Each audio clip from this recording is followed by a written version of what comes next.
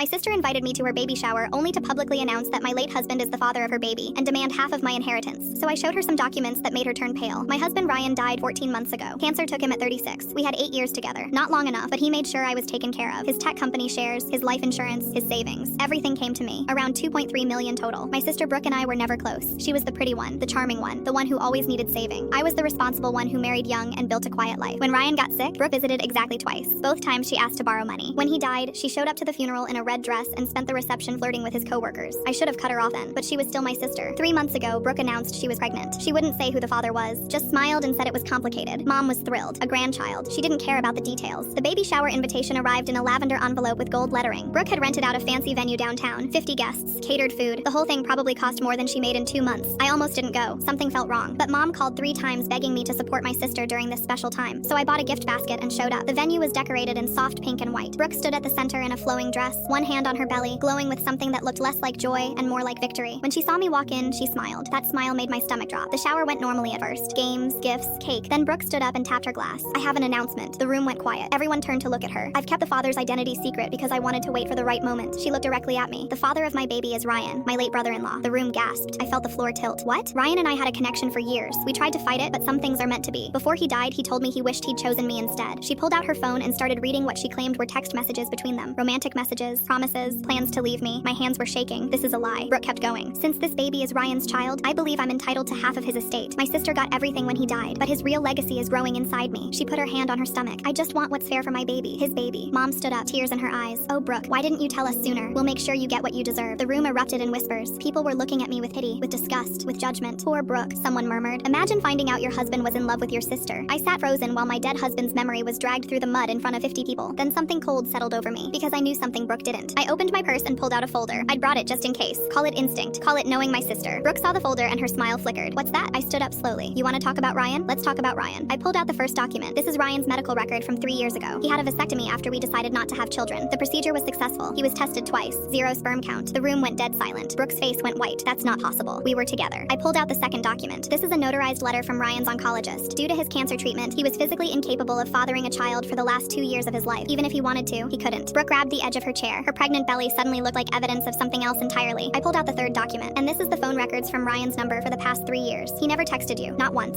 Take a screenshot and scan the QR code, search for the code on TikTok, and watch the second part for free.